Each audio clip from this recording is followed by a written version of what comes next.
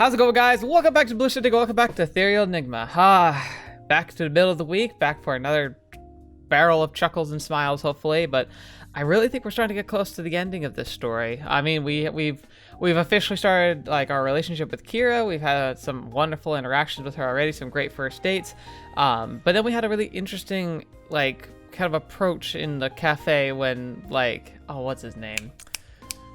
Igarashi, maybe? I think that was his name. He kind of said like, oh, I'm going to be doing investigating. And he had something he was going to say, but he changed his mind about what he's going to say it. And my theory was that he like might actually know of a way home. But like seeing her like so happy and so fitting in, maybe he's like holding back on telling her because maybe there's a high price to pay or something. I don't know. Anyway, we'll have to figure that out because I have a feeling we're going to learn more about it this time. So let's jump right in, shall we? Thank you so much for joining me. I hope you enjoy, and let's get started. I wake up the next morning feeling slightly groggy. The scene from yesterday still plays in my head. It makes no sense, and I wonder if maybe Daisuke wanted to talk to Erilynn in private. I rub my eyes and shake my head free from these thoughts. I'm probably overthinking this. As I jump out of bed, I begin my morning routine. Afterwards, I head downstairs. Neither Mina nor Erilynn are around, which isn't a surprise. They're usually up pretty early for their clubs. I grab some bread from the counter and then exit the house. I take my time, leisurely walking to school. The weather's nice and a pleasant journey. It's never not nice. It's literally never rained. It's never been cold. It's just been perfect. I mean, I love it. It's fine, but like, grief. More weather might be like more realistic. Soon I cross through the school gates into the building, and as soon as I do, the warning bell rings. Oh crap, I must have miscalculated the time. I sprint to the classroom and slide into my seat a fraction of a second before Miss Sato arrives. I nod to my friends, who nod back, but Mina shakes her head, shooting me a disappointed look. Oi! Good morning, class. I hope everyone is doing well. We have quite a bit to cover today, so please take out your textbooks and turn to page 144. Okay. We open our books as Miss Sato begins the lesson. I snap my book shut as the bell rings, then I throw my arms overhead in a stretch. Finally lunchtime. Well, that went quickly. My man, what's going on? You're almost late today. Mina frowns. Isn't it obvious? Any day I have a morning club meet, he just sleeps in. Excuse you, I sleep in every morning. Wait, club meet? Club meet! Oh, did you forget? Kosei darts out of his chair and books it out of the room, leaving the rest of us blinking in his newly empty seat. I guess he's late for something. Why are all the men in my life so useless? You seem to have a thing for him, though. Mina puffs out a defeated sigh. She grabs the duffel of Kosei left at his desk, which contains all his soccer gear. He won't be able to do much without his stuff. I guess I should bring this to him. Aww, that's so sweet, even though you're like super like rolling your eyes. I smile. I'm sure he'll appreciate it. He better. Oh yeah. Mina shoulders the bag and smiles before running off. Well, that happened. As I pull out my lunch, I hear a familiar voice. Yes! Hey. Hey! Why do I get so excited? I get so immersed in these stories. Like, I don't know. It's just fun. I just can so easily picture myself being this character. And it's just, I love being able to put myself in the shoes of a character like this. Like, it's so immersive and fun. Like, there's a reason I love visual novels like as much as I do. It's just, I do this with every book I read and every movie I watch and anime I watch and everything. It's just, I can so easily just feel like I'm part of a story, and I love it. Oh, hey Kira, want to eat lunch together? She nods and offers me a shy smile as she sits. I know she's carrying 2 lunches today. Ho ho ho, aren't we spoiled? You must be hungry. She shakes her head and then pushes one of the bentos toward me. I made this for you. Bet's a lot better than my bento was. Really? Thanks. You didn't have to do that. I wanted to, especially after you went through all of that effort yesterday to make me such a nice picnic. We don't deserve Kira. Nobody deserves Kira. She's a freaking angel. Like, holy crap. She opens the bento to reveal a neatly portioned mixture of rice, meat, and vegetables. Looks so cute and fancy. She must have spent a lot of time on it. Wow, this looks incredible. Thanks. I hope you like it. How could I not? How could I not? It could taste like garbage. I'd still have a smile on my face.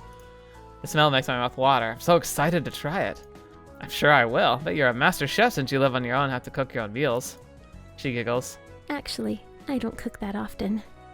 Really? What? Really? Kara shakes her head. Then what do you typically eat? I pick something up or order food. I just find that cooking for one is a lot of work. Maybe. I could see that, but veg.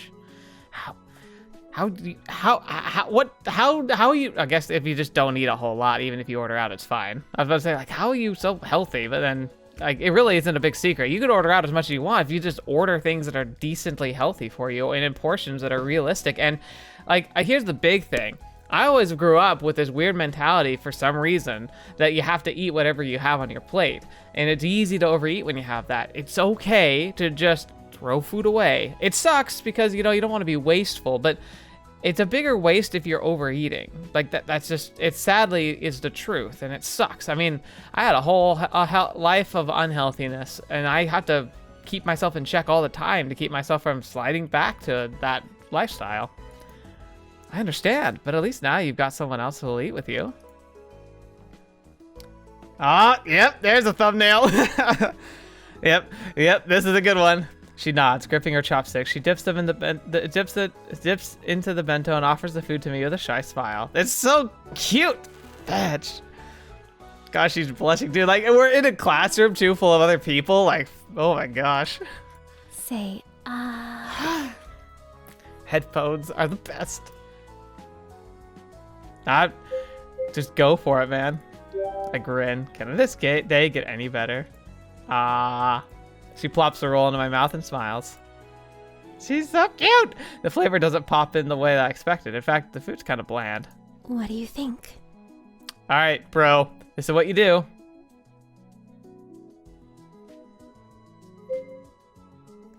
I don't care if it tastes like garbage. Like, it's awesome. Wow, look at distraction over there. I love it. My girlfriend cooking and feeding me, I can't ever be bad. Kira giggles but shakes her head. I meant the food. You can be honest. I hesitate. It's decent enough. I'm sure if you continue practicing, it'll get even better. That's a very political answer. Kira smiles.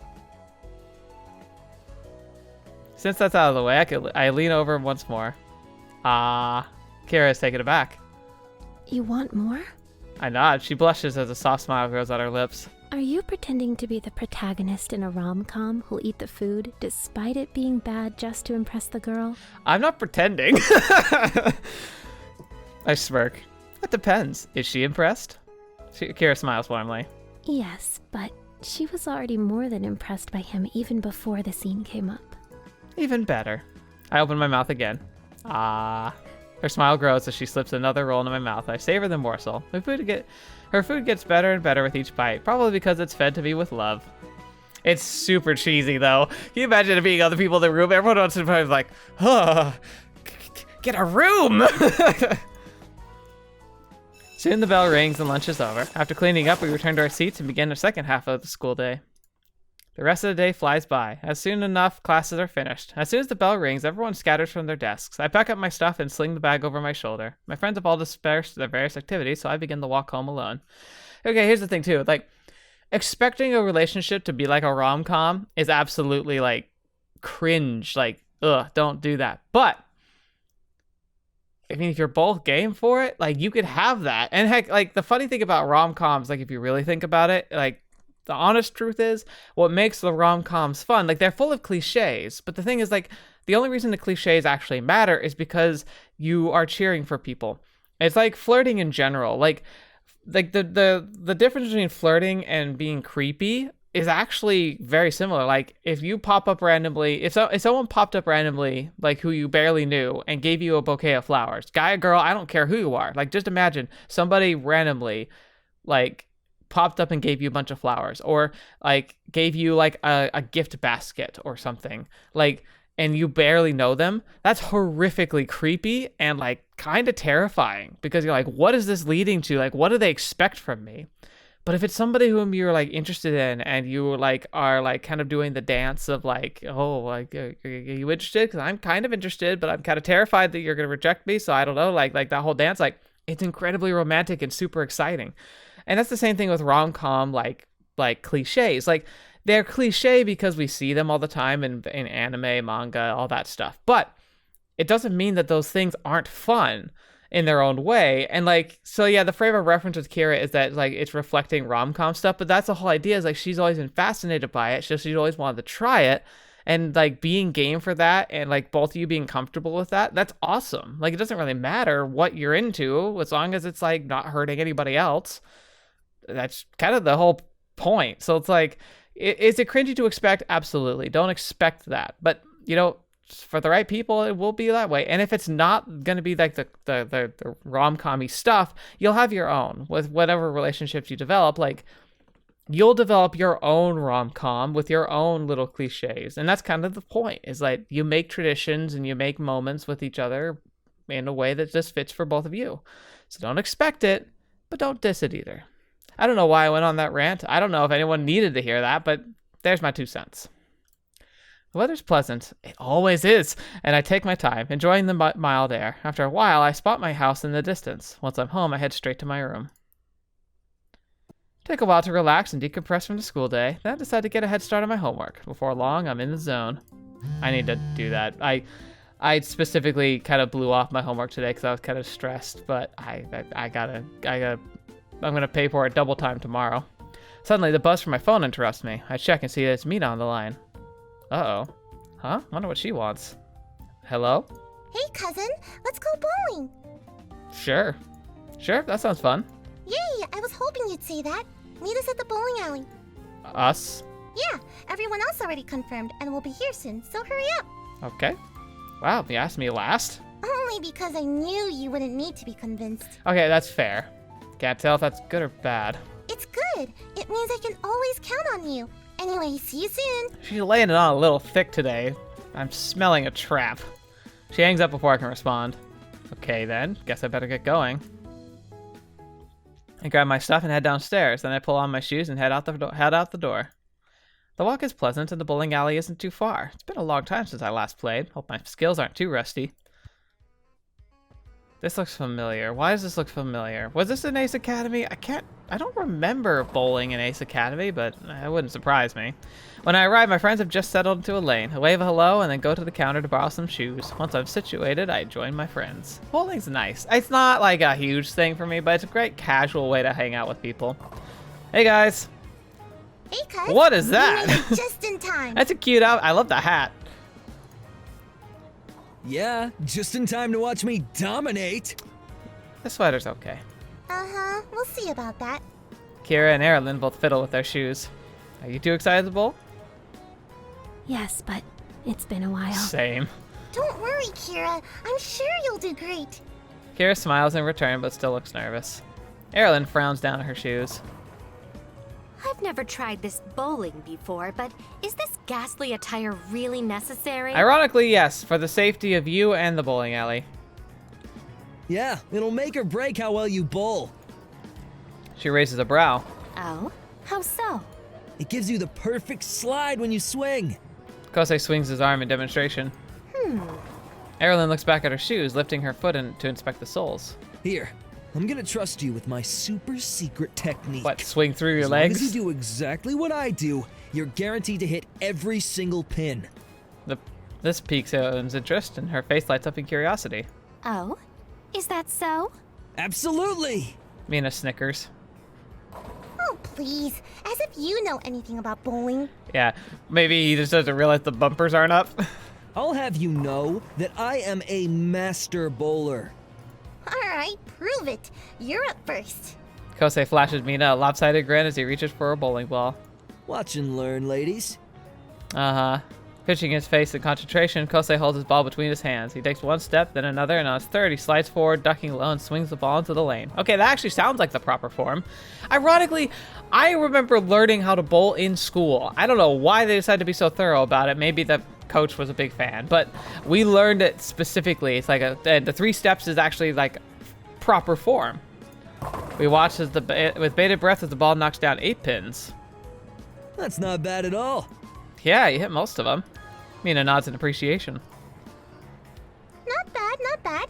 But not a strike. I was just warming up. Just watch, this second time, I'll knock the rest down and get a spare. Okay. Once the fallen pins are cleared away, Kosei gears up for his swing and lets the ball roll once more. He hits one, but the other is too far away to remain standing. That was not the complete demolition you promised. Are you certain your technique was correct? Of course it is. Sometimes it takes a couple of rounds to warm up and get going. Trust me, the next time I go, it'll be strikes all around. Right, my dude? I mean, the point is the play. I guess if you by the end of the game you're hitting strikes, that's not quite. Wait, whatever. Kosei turns to me, smiling brightly. It's all in the wrist. Kosei did his best, but he forgot the key to the perfect bowl. It's all in the wrist control. I shake my head slowly. Oh, Kosei, you were so close, but you forgot one very important thing. His brow wrinkles together as he thinks. What is it? Your wrist control. You've got to get the right spin on the ball to get that strike. Kosei looks thoughtful and experimentally flicks his wrist. I'll show you what I mean. I'm about to just... this is going to be embarrassing. I feel the weight of the ball in my hands, focus my concentration on my wrist, and I take 3 steps forward. On the 3rd step, I swing my arm down, making sure to flick the wrist just before releasing the ball. It spins down the lane, veering dangerously close to the right gutter, but at the last second, it flies toward the center and knocks down 7 pins. Oh yeah! Ooh, that was a nice save with the flick. Erilynn, did you catch that? Yes. But I also got less than he did, so. I hadn't considered the wrist before either. Kira looks at her wrist, lost in thought. Don't overthink it, Kira. Don't overthink it. I take my 2nd roll, knock down more pins, but I didn't get a spare either. Erilynn doesn't seem convinced. After watching the 2 of you, I don't feel any more prepared to take my turn. Don't worry, Erilynn. I've got your back. Just watch and learn. All right, let's see how this goes, Mina. Oh, this I gotta see. Mina foregoes the ball. The ball's already in place, and chooses a lighter one. It's wise. Don't want to bowl too heavy of a ball. The heavier the ball is, the better momentum it can have. But if you can't get the speed up, it's not worth it. So, like the trade-off is negligible if you aren't able to control your ball. So if you don't have the strength, don't be ashamed to get a lighter ball. You'll play better with it. This already does not bode well. Mina, please, you're embarrassing yourself. Just watch and learn. Kosei leans back in his seat and face palms. Kira cocks her head to the side as if trying to decipher what Mina's doing, while Erilynn watches attentively. Once Mina gets close, she squats down low and rolls the ball down the center of the lane. She just squats and rolls it. She does do the child way. Hold my breath as I crash into the pins with a loud clatter. Every single one of them's knocked down. That's the sad thing, is the child form can work. She breaks into a broad grin, then jumps up and down. Oh my gosh, look, a strike! Did you guys see that? Erilynn nods and stands. She puts her hands on her hips and smiles. Finally, someone who knows what they're doing. I knew I could count on you, Mina. Oh my gosh. Of course, I wouldn't let you down. Wow, that was amazing, Mina. Thank you. Kosei stares, dumbfounded. What? How is that even possible? That was totally just blind luck. No. Mina crosses her arms. Nope, that was a well-deserved strike and you know it. No way! Your form was so bad, it can't even be called a form. But it produced results! Who cares? I got a strike. That was awesome. Whoa, Mina, that was totally awesome. Why, thank you, cuz. I think so too. Hey, you know what? Can't beat up Jordan. She's proven empirically at this point that so far hers is the correct way. Will it stand the test of time? Not likely, but you know what? Let's just see how it rolls. Kosei shakes his head. I refuse to believe that was anything more than dumb luck. Mina sighs. Erilynn flicks back her hair and walks up to the lane. Well, I do believe I'm prepared to take my turn now. Which technique are you going to use? The one which is clearly correct. Oh boy. So, mine? No. She raises a brow, then turns around and gently flips the ball. She lets it drag in front of her as she sways her way up to the mouth of the lane. While Mina looked clumsy and awkward, Erilynn somehow makes the whole thing look effortlessly graceful. She dips low and rolls the ball down the lane. We wait and watch the ball once again wipes out all the pins. Fetch, man! Kosei's mouth hangs open while Erilynn claps her hand in glee. Ooh, bowling is actually quite fun. Yeah, especially when you get a slam dunk on the boys. What? I can't believe it worked a second time. Yay, Erilynn! You did it! Yes, thank you so much for showing me the proper technique. Ugh. I'm sure any people who actually bowl are probably like horrifically cringing. Whoa, wait a minute. That's not the proper technique at all. Empirical data says otherwise. But it's clearly effective. Please. That was just beginner's luck.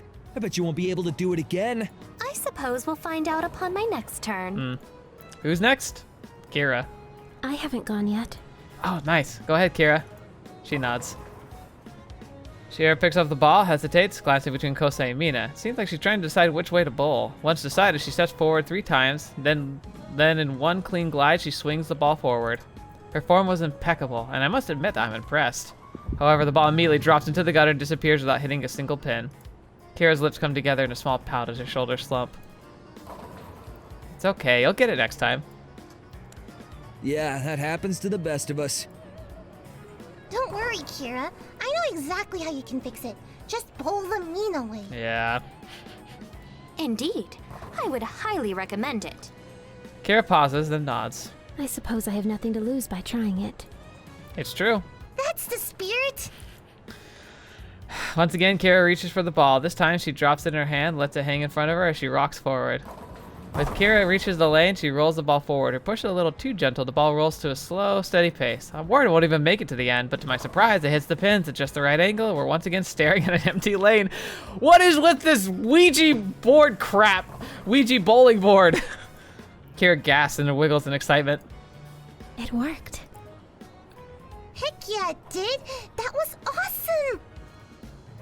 I'm starting to wonder what's going on here. Yes, that was an excellent turn. I did not believe, but I now see that. But now I see the light. Huh? Maybe you weren't wrong about this after all. I just smacked the microphone. Nina grinned smugly. Kosei finally snapped out of his bewildered stare. What? Kira too?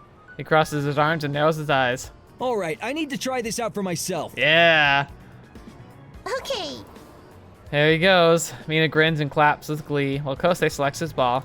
We all gather around and watch as he hangs the ball in front of him, waddling towards the lane. Somehow it looks like a crab with a limp.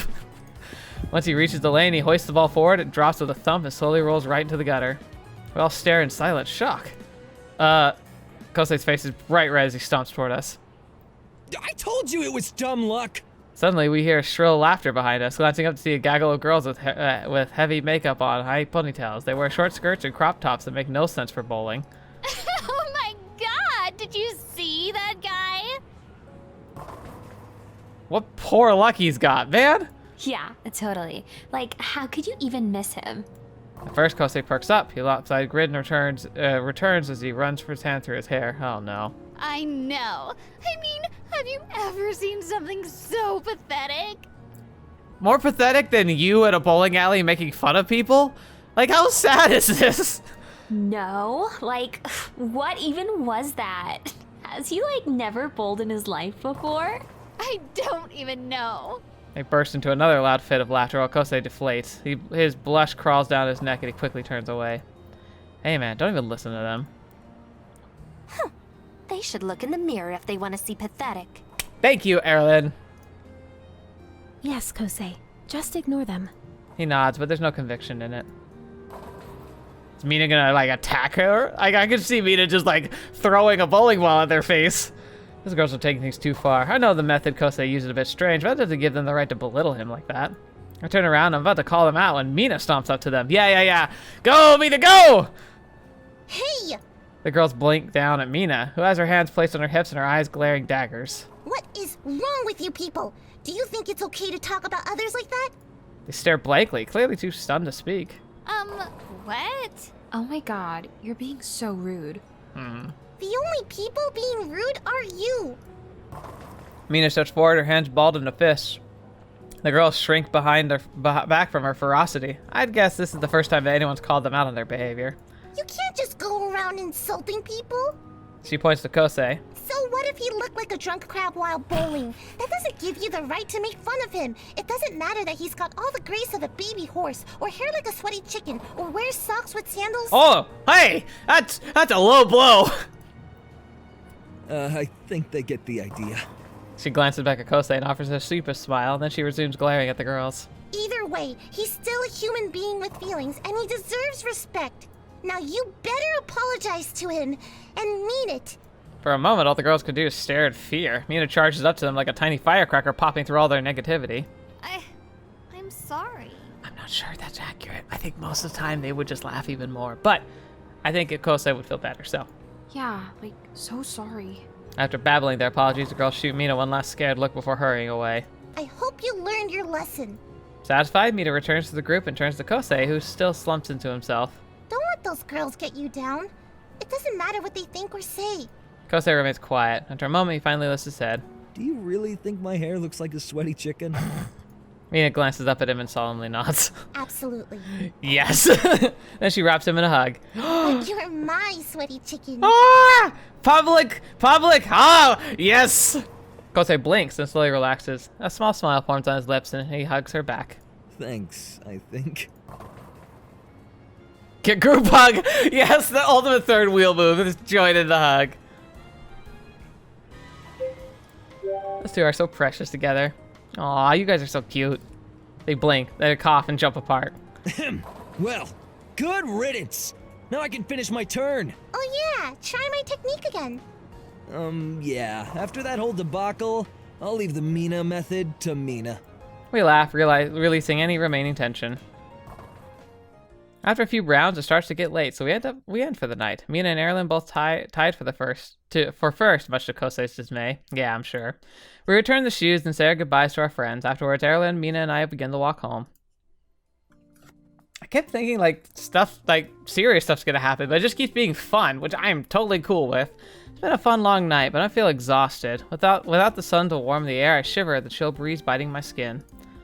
That was so much fun. Are you talking about bowling or almost making those girls cry? What?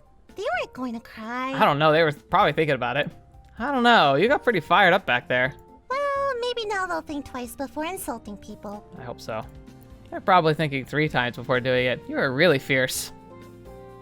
I think it's sweet that Mina came to defend her boyfriend's honor. It was awesome. I like how she beat us to the punch too. But it's really funny how the protagonist and Mina, at being cousins, they think a lot alike too. Remember, they also both pass each other sneaking around in the onsen. So it's just I do like how they both have a similar wavelength. That's not why I did it. I do the same for any of you. Appreciate it. That's okay. I don't need to be called a sweaty chicken.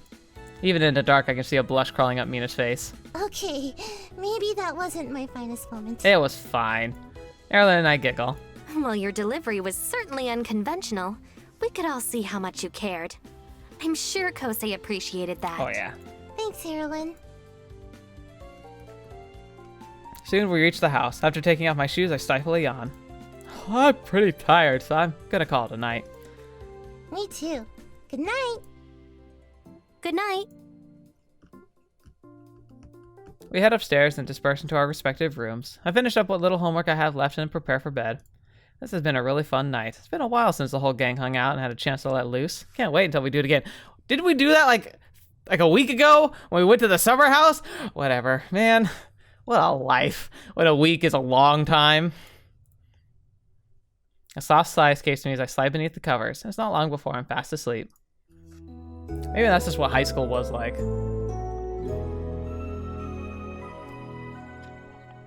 Alright. I wake up with a wide yawn. Blinking my eyes open, I check the time and grimace. I need to get moving before I'm late. Leaping out of bed, I quickly change and get ready for school. Grab my stuff, race downstairs, grab some toast. As expected, both Mina and Erilynn have already left. I don't have time to sit down and eat, so I stuff my bread in my mouth. I slide my bag into my shoulder and head for the door. I barely feel the crisp morning air as I race towards the school. When I reach the courtyard, there's still a few lingering students outside. That means I've still got time. After entering the building, I reach my classroom, find my seat with my friends. A moment later, the bell rings. Whew, made it. Miss Otto takes her place in front of the room. Good morning, class. Let's get started. How very normal. I focus on what we're learning, and soon the school day flies by. By the time all our classes are over, I'm ready to do something fun. Luckily, I have a club meeting today. Ah, yes. The science club, the totally not philosophy club. After packing up my stuff, I say goodbye to my friends and head to the club room. On the way, I run into Daisuke. Oh, hey, Daisuke. Hey, You were just the guy I was hoping to see. Hey, what's up? Oh, really? What's up? I've got some news to share with you and Erilynn. Okay, yeah. That piques my interest. You had your breakthrough? Yeah, but it would be better to tell you both together. I'm heading to the student council now. Are you free later? Should be. Yeah, I'm free after my club meeting. Great. Let's meet in the courtyard afterwards. All right. Sounds good. He nods and waves goodbye. I'll see you later then. God, why do I get this, I feel like I don't trust him for some reason. Bye. As Daisuke heads off, I continue down the hall towards the club room. My curiosity is burning, but I try not to think too much about what Daisuke might tell us. I'll find out soon enough. Right now, I should focus on my club activities. Soon I arrive and greet my fellow club members. As I take a seat in the circle, I wait for the rest of the group to arrive. Kohaku sits down as soon as the last person enters the room. Any guesses on what our topic will be today? We've talked about, simulation, talked about, meaning principle, chaos theory. Maybe, what's it, the paradox?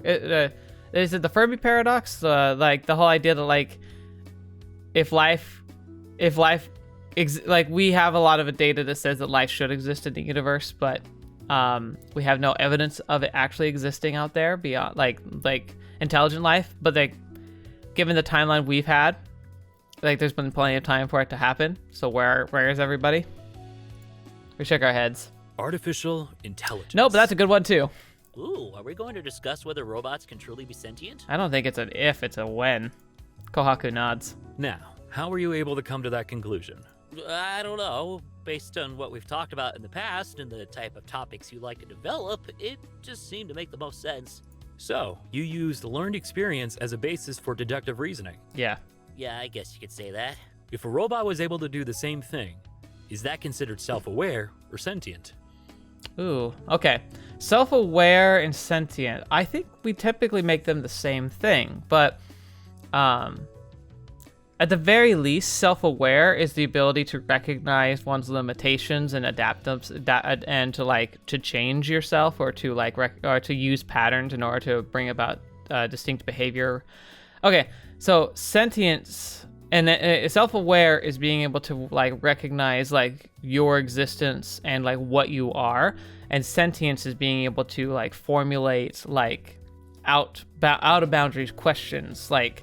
Self-awareness is being able to recognize oh, this is a hand, this is an arm, I'm able to do these things, perhaps I could do more with these things, perhaps if I instead of trying to just use my fists to fight, what if I used a tool?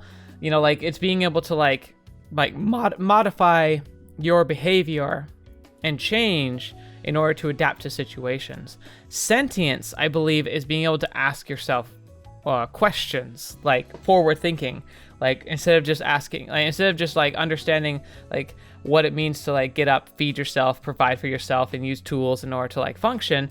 It's about questioning the whys of things, where did I come from, why am I here, where am I going after I die, what's my purpose. I think that's the barrier, is self-awareness is being aware of your surroundings and being able to apply them through empirical data collection and application. Sentience is asking questions and reaching for answers that might not even seem answerable. No, because a robot is just programming. And that's a very big fallacy. A lot of people say, well, it's just a program. We're programs too. The way our brains work is literally the same thing, the same way that core programming works for computers. We're ones and zeros. It's on and off switches. It's electrical signals going through our brain. We have replicated the basics of that in computers, and as computers get more advanced, they will catch up eventually. Can it be argued that the brain is also functionally just programming too? It's a very advanced and very, very dynamic program, but it's a program, and it runs off very little power, which is actually the really the coolest thing. I think the electrical power needed to power your brain is the same as a light bulb. No, because unlike a computer, the brain doesn't represent information, it constructs it. No, it represents information.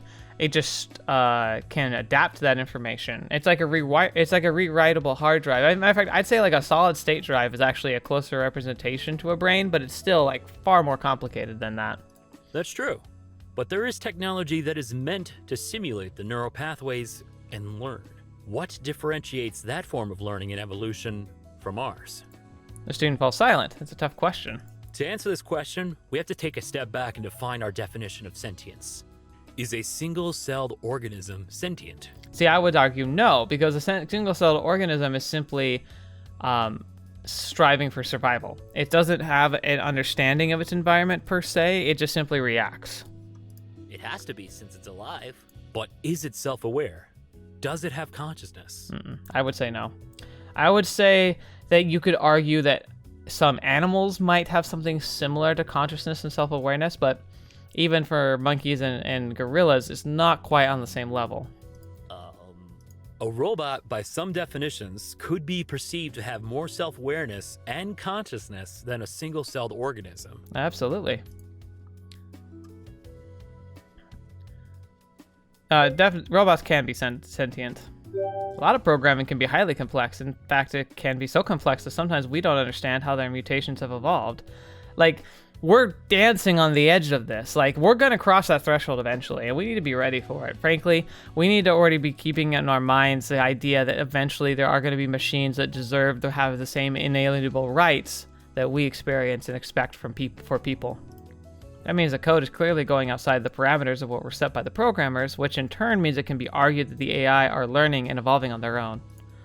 Sounds to me like they're learning from past experiences the same way humans do. He nods. That's one theory. I'm just relieved we aren't in a place to find out. If robots really do become sentient, I don't know how well that'll bode for us. A lot of sci-fi likes to interpret the idea that, like, the robots will try to destroy us. I mean, if we go out of our way to try and destroy them out of fear, then yeah, I could see that happening. More likely, they'll just outpace us. The idea that machines will be able to adapt themselves in, like, better ways and to more situations than we can. In fact, we could be seeing machines as our future, like, legacy. Maybe we can't survive our own follies and faults and weaknesses. But if machines can learn to grow and adapt, they might be able to survive where we couldn't, and then they might be able to fulfill our desire to reach the stars and to spread and to become something greater if we can't. I really hope we can. And, you know, ideally it'd be something we could do together. But if at least something could survive, and like maybe they could take records of us with them and remember what we were and what we brought to the table and all of that, then maybe it would be good. Like, I don't know. I like to hope that we'll be better this time around, and that when sentience becomes a thing in AI, that we'll be able to accept it a lot more readily than we currently probably would. Do you think they'll harbor animosity towards us? Only if they earn it. Like, only if we earn it. Like, if we treat them like slaves, if we don't understand that when they can start asking those kinds of questions and become self-aware that they need to be treated with respect, perhaps, like many cycles of slavery, eventually we'd be overthrown and forced to reckon with it if we won't be willing to do it ourselves. But hopefully we've learned enough to be able to just do it on our own. Well, yeah. How come? Because I've seen those movies.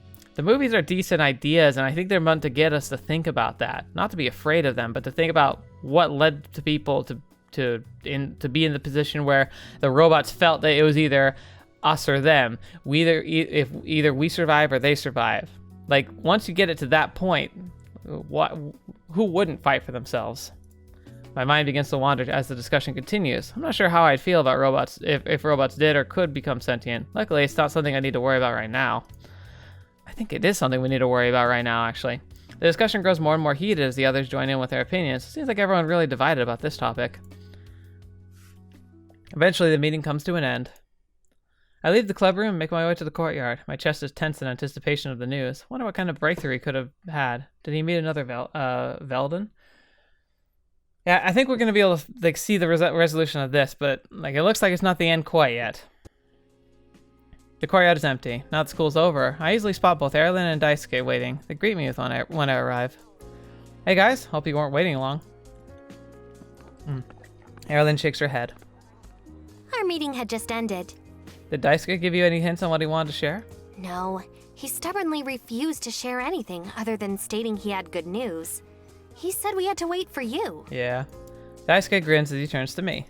Since you've been involved in this whole situation from the start, I thought it'd only be fair for you to be involved in this conversation as well. So is Kira. Let's get her here too. And now that everyone's here, I don't know the best way to say it, so I'm just going to be blunt. Erilynn, I can now take you home whenever you're ready. Wow, that's abrupt. There's a moment of stunned silence as we both digest his words. Erilynn seems hopeful but confused. You can take me home? But how? Did you learn a new method of returning? Not quite. Her brow creases. Then how can you take me back? I'd arrange a portal for you. How? Suddenly, Erilynn crosses her arms, her frown deepening. Don't toy with me. We both know it's not that simple. If it were, either of us could have left at any time. I glance back and forth. What's going on? Why is Daisuke being so evasive? He hesitates. I'm sorry. I haven't been entirely honest with you about who I am. Right, I knew there was something. This is starting to feel familiar. I am Neil Lavin of the 2nd Royal Guard of Honor. It is an honor to serve you, Your Highness. Why should we believe you? He salutes Erilynn, who stares at him in surprise. Okay, I'm a bit lost. What is that exactly? I work for the branch of the military that is duty-bound to serve and protect the royal family. Oh, wow. That sounds like a big deal. It is. Only the trusted few are ever selected into the Royal Guard. Erilynn raises a brow. You've already lied about who you are once before. How can I believe that you aren't lying to us again? Right. I carry the insignia of the 2nd Royal Guard of Honor. He reaches to show Erilynn the insignia. After viewing, she nods, relaxing slightly. Only those in the Guard have access to the insignia, so it seems you're telling the truth. I don't know, though. Could he got that, like, by skullduggery means? However, the 2nd Royal Guard of Honor, that would mean you work for my aunt. That is correct. Then what are you doing here? I was sent here to provide you protection and ensure your safety while you completed the mission. What mission? Erilynn's brow furrow. What mission? Did my aunt send me here on a mission? He nods. Why? What possible reason could she have to do that? Yeah, what is up with what? He pauses. I was only told what I needed to know to carry out my mission. It would be best for you to ask her yourself. Yes, well, she'll certainly have a lot of explaining to do. Yeah, this whole thing is shady. This entire situation feels strange. I mean, why would Erilynn's aunt send her on a mission that she doesn't even know about? He shakes his head. I don't know. I wish I could say more, but I was only given information on a need-to-know basis. No, okay. Here's the thing. Erilynn's royalty, right? She's like an heiress, right? Aunt. In the royal line. It almost seems more likely that she tried to get rid of Erilynn to maybe give herself or maybe her, like, children more power. And, like, it maybe this was like an alternative to assassination. And then she sent Daisuke to make sure she sticks around here. But maybe his mission has changed. And now he's gonna get rid of her. I don't like this. I do all the warning bells are going off. All right, but if you were here to protect for protection, why couldn't you at least let Erilynn know that?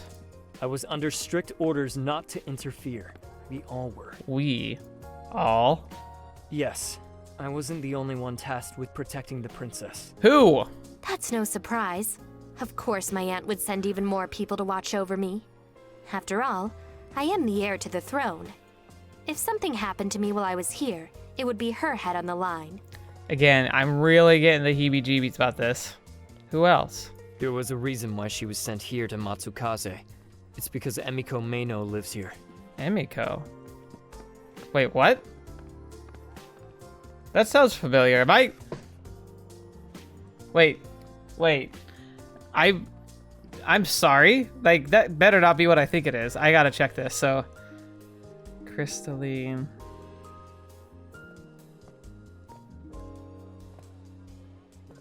Okay. I gotta see... Emiko. Why is that name familiar? No, it's not who I thought it was. Emiko. Oh, fetch! No, wait. Emiko is our aunt!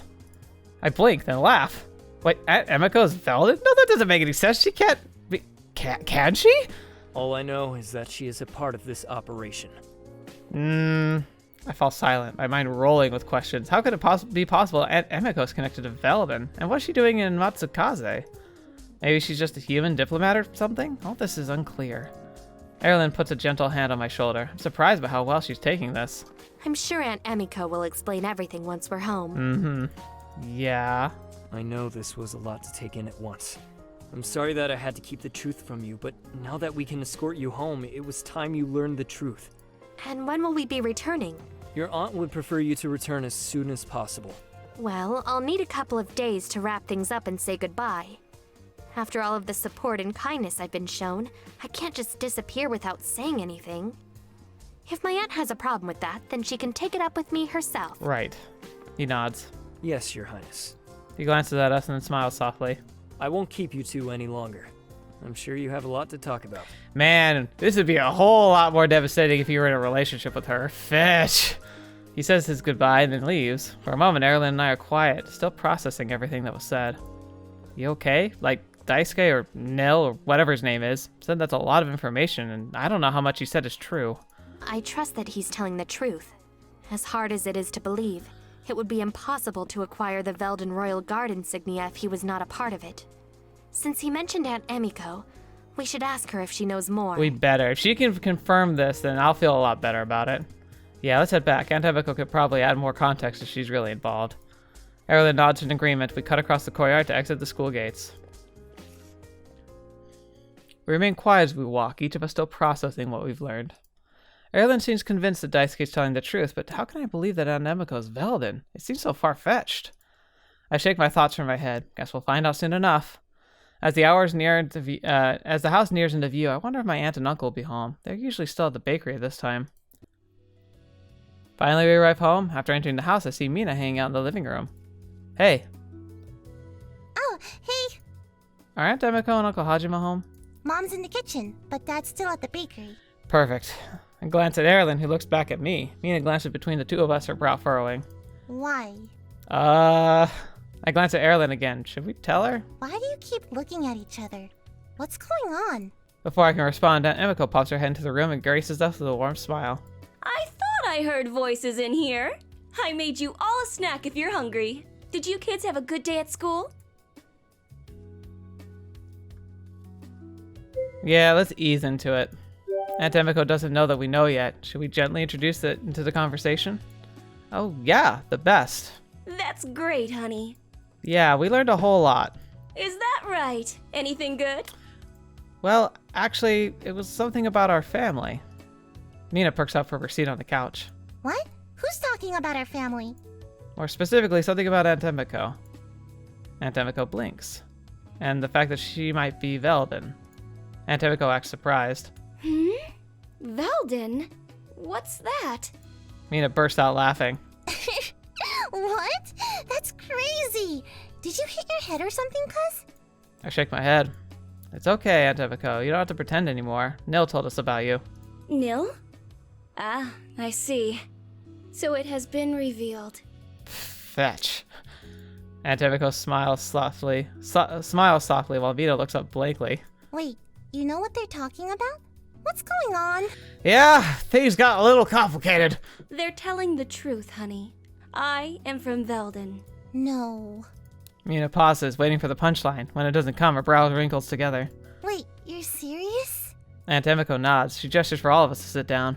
I didn't expect to have this conversation now, but I suppose there's no better time than the present.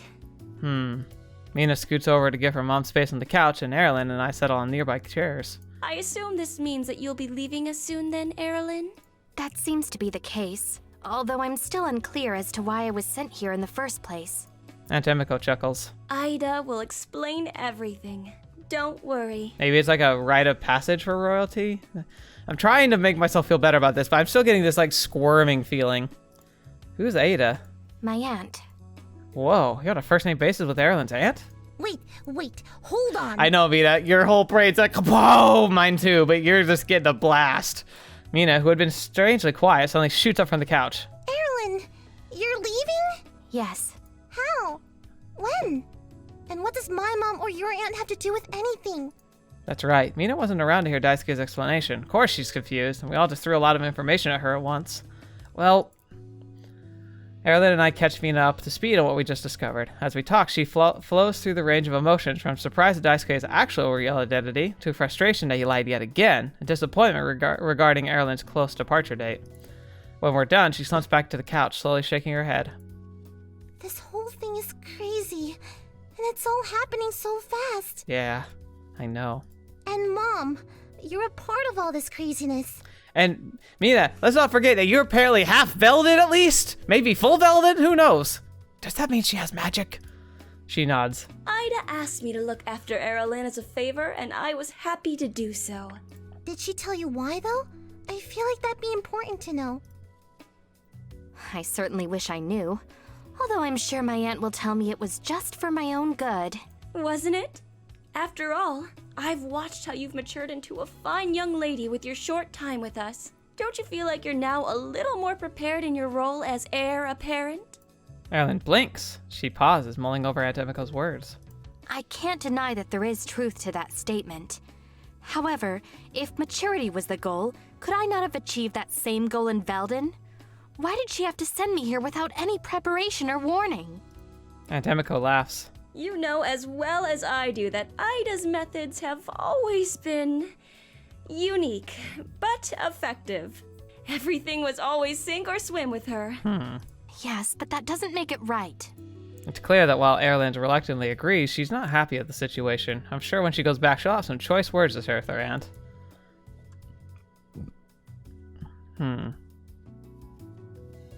I get it, it's all or nothing. It's all speculation anyway. Yeah. We don't actually know why Erilynn was sent here. Aunt Emiko's just guessing. Yeah, but you can still have an opinion on if it's right or not. I think it's a bit harsh to send someone to literally another world no matter the reason. Yeah, especially without, like, letting them know. Thank you, Mina. Especially if she could have learned the same thing while still in Velden. I assume Ida knew that Erilynn would still get preferential treatment in Velden where the people all knew who she was. Aunt Emiko makes a good point. After thinking it over, both Mina and Erilynn reluctantly agree. Still. Wow, Mom, it sounds like you know Erilynn's aunt super well. Oh yes, that's what happens when you do your service together. She was so impulsive, and it always got her into trouble. It seems like she hasn't changed a bit. Aunt Emiko melts into a nostalgic smile, her eyes sparkling in memory. Service? What? Like the military? That's right, honey. Mina's eyes grow so wide, I'm afraid they'll pop out of her head. No way! Did you ever have to fight someone? Sometimes, but only when there was no other option. Fetch. Don't make her mad.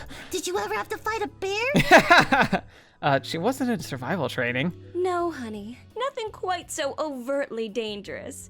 I was in reconnaissance. Ooh, like a spy. More like intelligence gathering. That's kind of like a spy.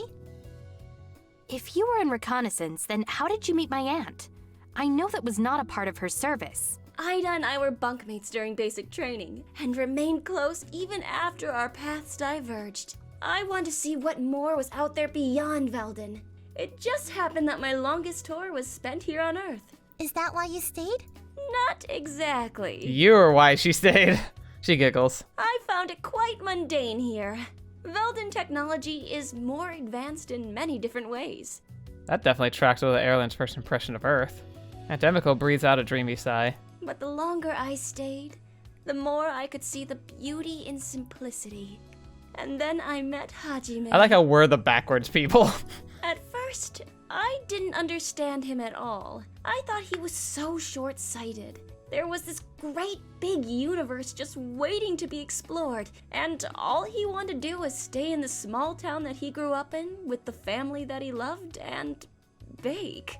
She barks a short laugh. I never thought I'd fall for someone like him, but somehow that gentle man with the kind eyes and flower always in his hair completely swept me off my feet. Aww, that is sweet. And the more I fell for him, the more I realized that his dream was perfect. Mina cups her face in her hands, smiling broadly. Aw, Mom, that's so sweet. Uncle Hajime's got game! I think it's true, but I can only hope my story could be so cute. Me too. Mina sighs. Although I think my ship has sailed since I've got Kosei. Oh, well, hey, first of all, don't assume you're just gonna get married to him. I mean, fetch. You don't just, like, you got time, it might not be right for you two. Secondly, Kosei in your story is fairly sweet, in a very weird way. Erilynn remains quiet. While she finally speaks, her voice is small. How did you make the decision to leave Velden? I could feel the weight behind her question. In some ways, that Emiko's story is similar to Erilynn's. Oh my gosh, if you're in a relationship with her, does she decide to stay? Ooh, that'd be interesting. It wasn't easy, but there wasn't much left for me there. My parents had both passed away, and my friends had grown into their own lives. Plus, I spent most of my time traveling anyway. Does that mean Uncle Hajime knows that you're Velden too? Of course, dear.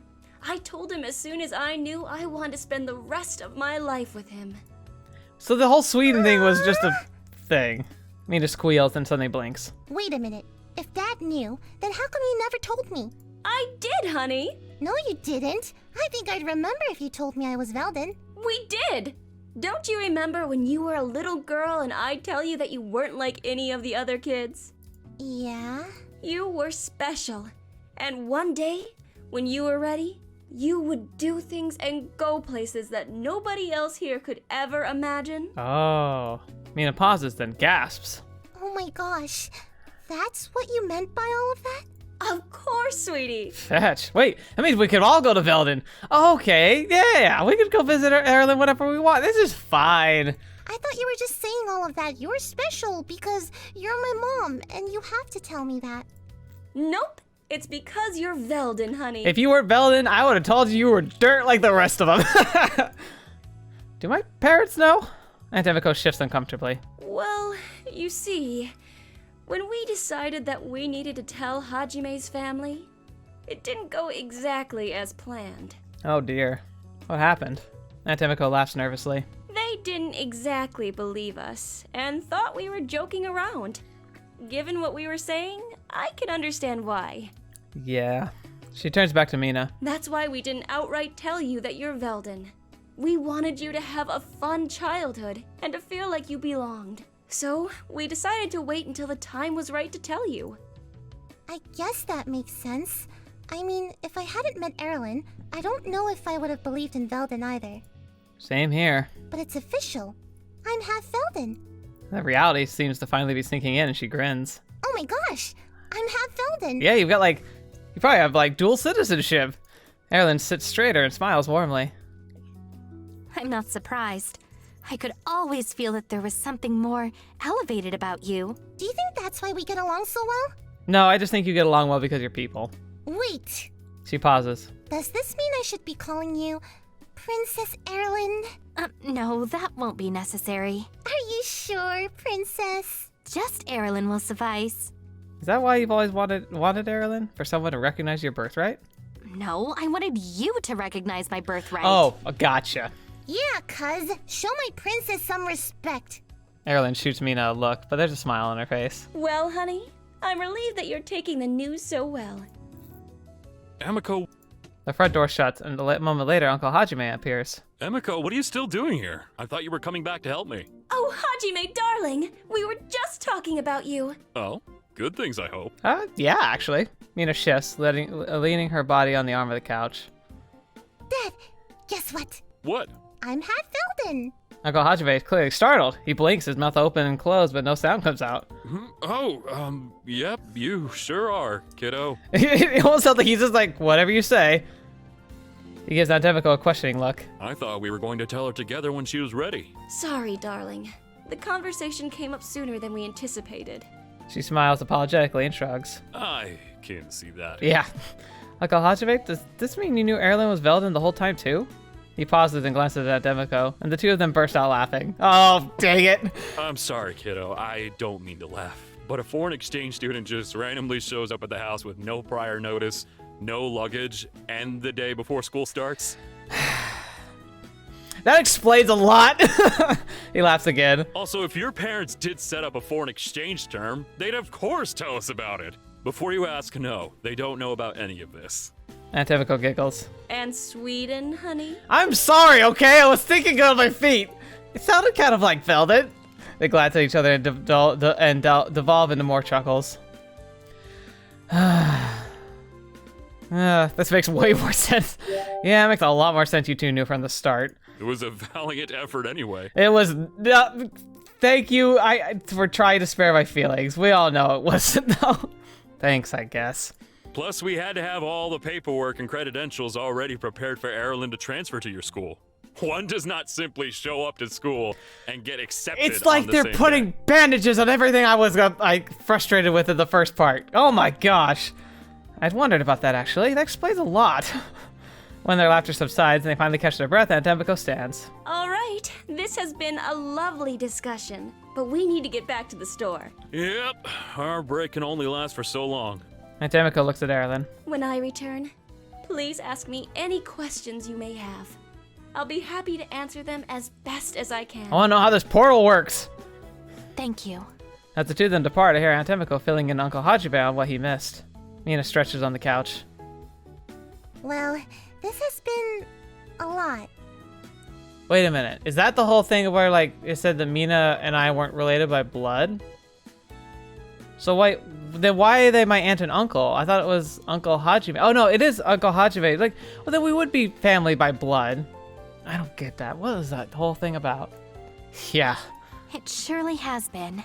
Mina turns to me grinning. I can confidently say that I am so glad to learn that I'm Velden, because that means that I'm not actually related to you, cuz, and your weirdness is all you. Oi! You're only half, which means you're still half related to me. Nope. My fortune told me that we are not related by blood, and that is what I choose to believe. Why does that matter?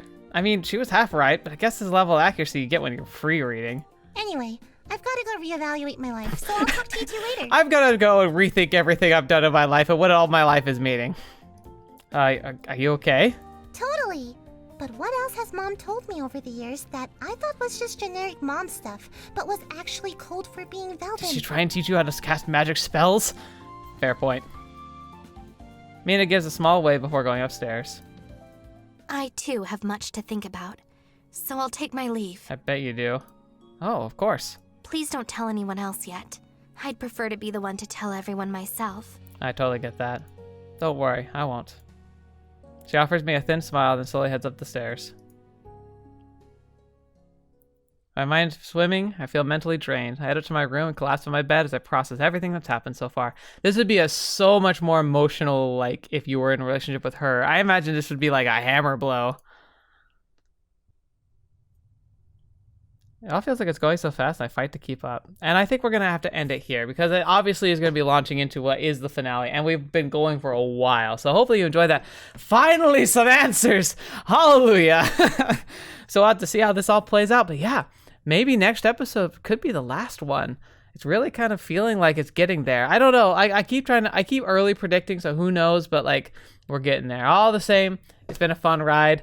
I've got good plans set up for what's happening afterwards, so I'm excited either way, but yeah, this has been an enjoyable ride. And in case you didn't know, PixelFade has announced their next project. It's actually on their Discord. If you go check it out, it's pretty exciting. Looks like it's going to be... if Velden's in the future, I'm guessing the next book's going to happen there because it looks like it's a pseudo sci-fi type of thing. So that should be really, really fun. So I'm excited to see how this all plays out. So thank you guys so much for being here. Thank you to the patrons who make this channel even more possible by giving me support every month. I appreciate it. I hopefully can help make this experience even better for you, especially with the Patreon casts that come out every month.